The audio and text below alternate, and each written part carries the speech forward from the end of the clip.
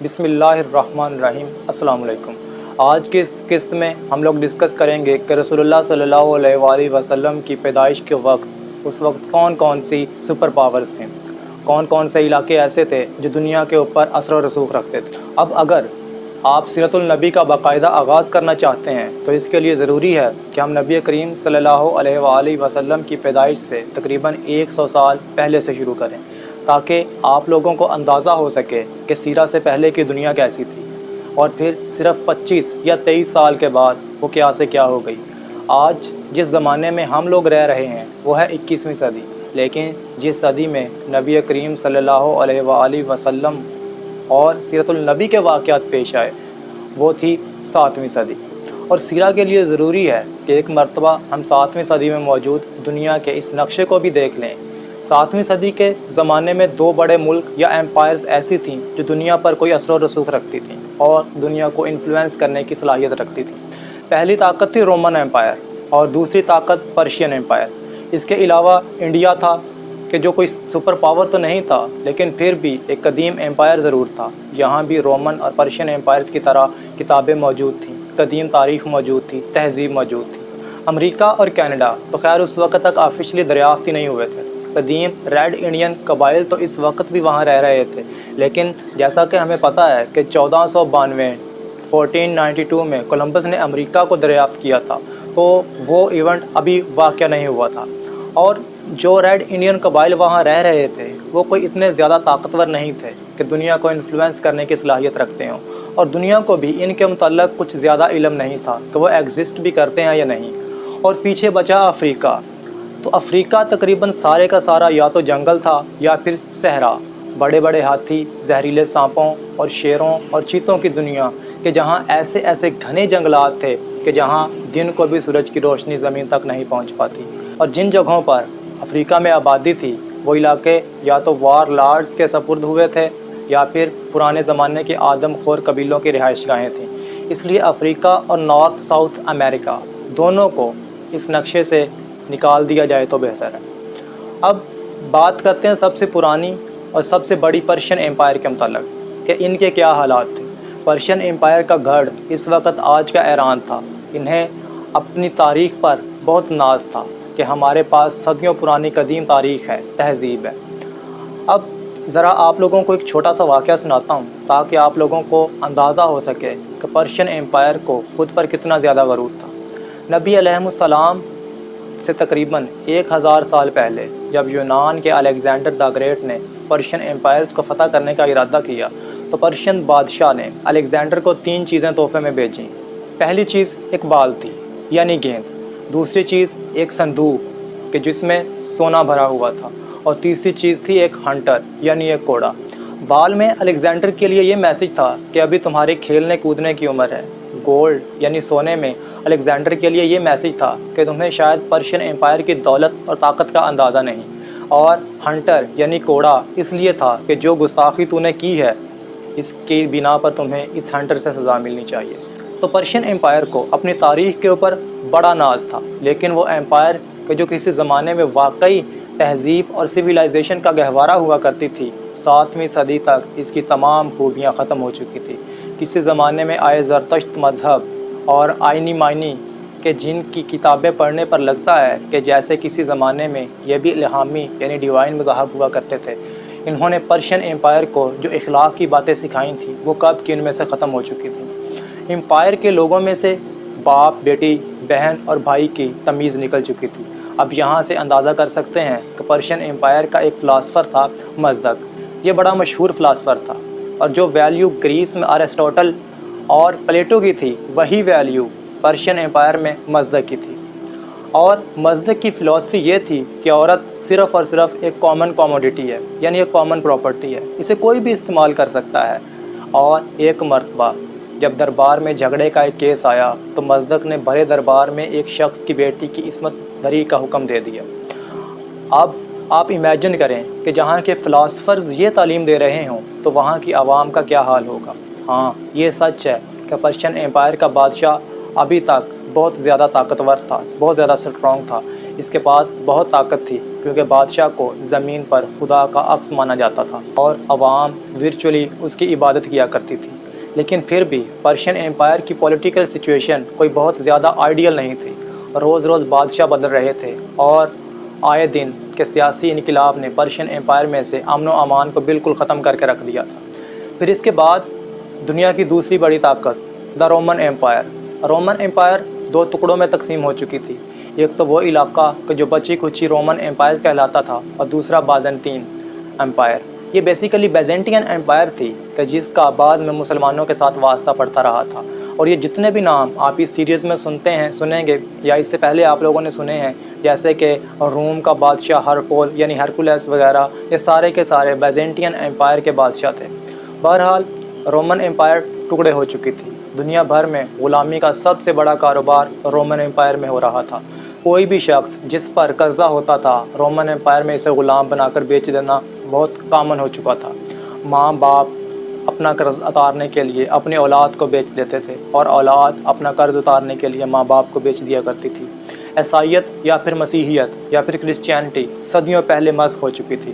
درجنوں فرقے پیدا ہو چکے تھے اور اس وقت سے لے کر آج تک یہ فرقے کم نہیں ہوئے بلکہ صرف اور صرف بڑے ہی ہیں۔ آپ لوگوں کو یہ سن کر شاید حیرانی ہوگی کہ اس وقت کرسچینٹی میں 45,000 سے زیادہ فرقے موجود ہیں۔ خیر، اس وقت بیزنٹین ایمپائر میں اتنے فرقے تو نہیں تھے، لیکن پھر بھی توحید کی جگہ تثلیث نے لے لی تھی، یعنی کہ دا فادر، دا سن اور دا ہولی اسپرٹ۔ گرجا گھروں میں ہیلیلویا کی آوازیں گونجنے کی بجائے حضرت عیسیٰ علیہ السلام اور بی بی مریم علیہ السلام کے مجسموں کی تعظیم کی جا رہی تھی، اور سب سے خطرناک بات یہ تھی کہ پوپ سب سے زیادہ طاقتور ہو چکا تھا۔ اس کی منہ سے نکلنے والا ایک ایک لفظ حکومتیں گرا اور بنا سکتا تھا۔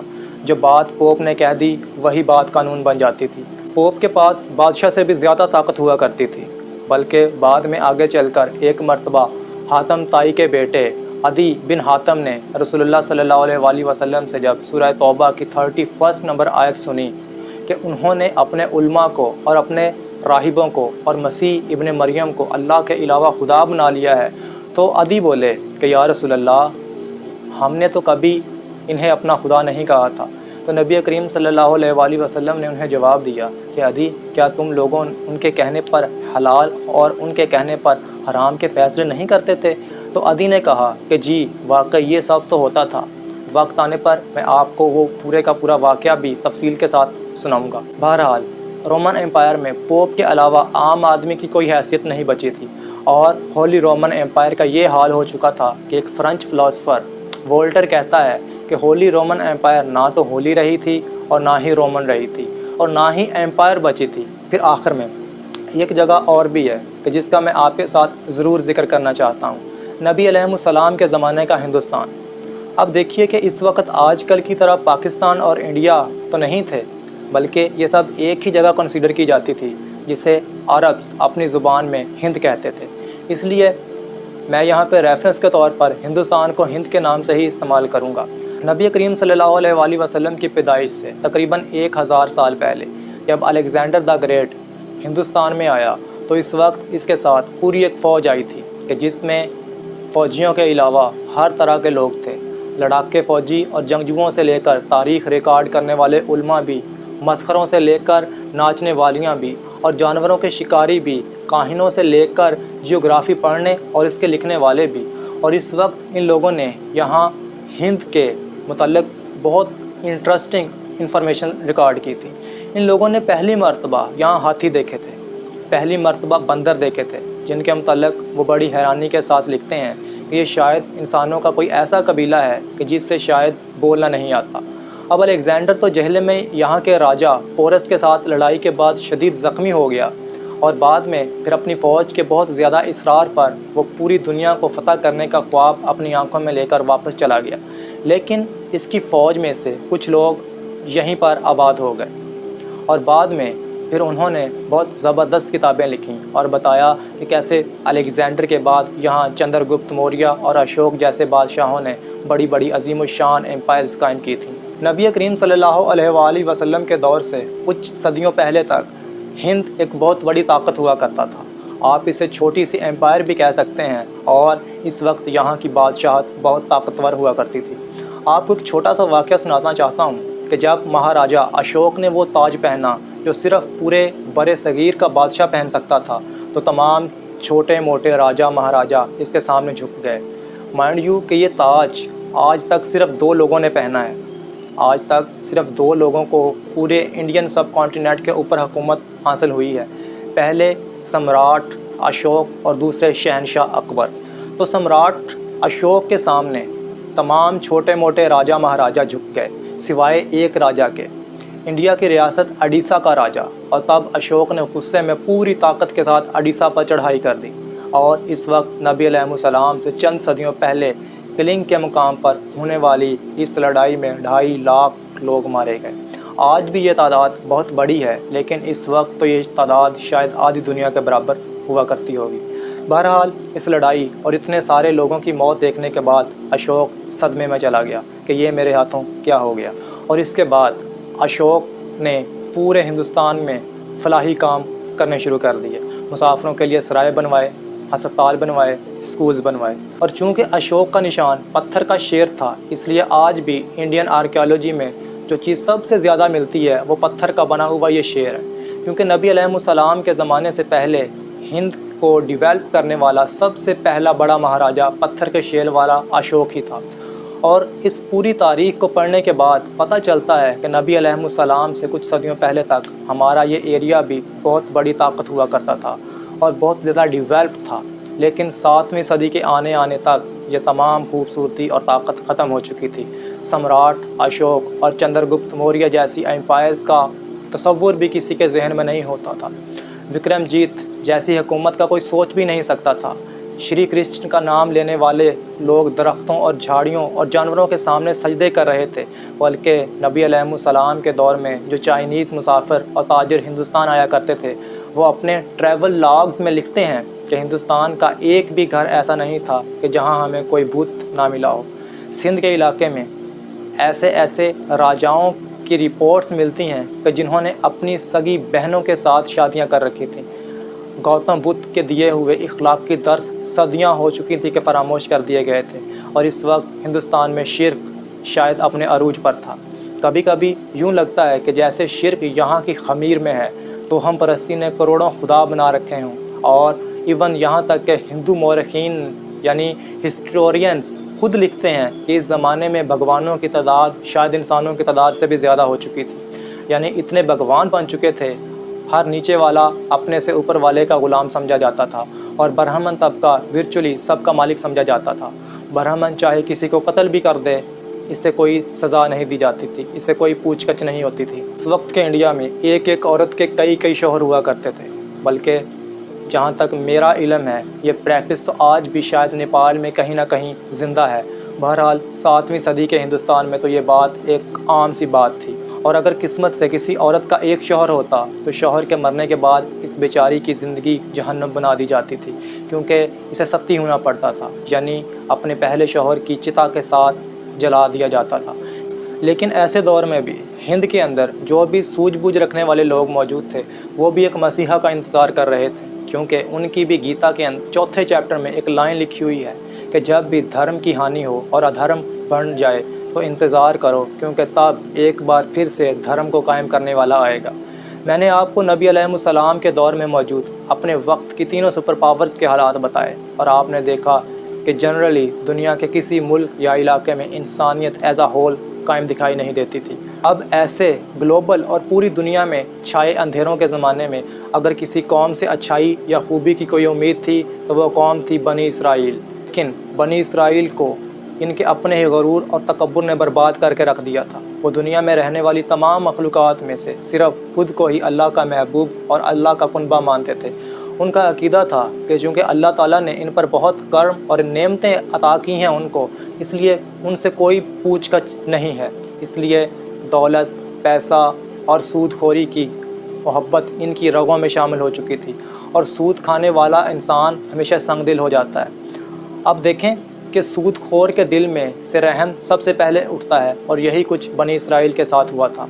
मामूली जेवर के लालच में छोटे छोटे बच्चों को मार दिया जाता था। अब हालांकि ये बात भी सच है कि बनी इसराइल की हिस्ट्री बहुत रिच है, بہت پرانی تھی، لیکن ایک تو ان کی تعداد کوئی اتنی زیادہ نہیں تھی، دوسرا یہ کہ ان کی حرکات اور ان کی ذلت کی وجہ سے دنیا میں ان کی کوئی خاص ویلیو باقی نہیں رہی تھی۔ نہ تو بیت المقدس ان کے پاس تھا اور نہ ہی کوئی بڑا ملک ان کے پاس تھا۔ الغرض ہر اعتبار سے، چاہے وہ مذہبی ہو یا سیاسی یا علاقائی ہو یا اخلاقی، بنی اسرائیل ایک مسخ شدہ قوم بن کر رہ چکے۔ اور ایسے دور میں، ایسے اندھیروں اور جاہلیت کے دور میں ایک ایسا ایونٹ ہوا کہ صرف 25 سال کے اندر دنیا کے ایک ویران ملک اور اس کے ایکسٹریم مزاج رکھنے والے لوگ دنیا کے استاد اور سب سے زیادہ مہذب قوم اور بانی اخلاق لوگ بن گئے۔ اور اگلے 80 سالوں کے اندر ان لوگوں کیا بادشاہی اٹلانٹک اوشن سے لے کر انڈین اوشن تک قائم ہو چکی تھی۔ اور ہونے والے اس عظیم ایونٹ کا نام ہے سیرت النبی حضرت محمد صلی اللہ علیہ وآلہ وسلم۔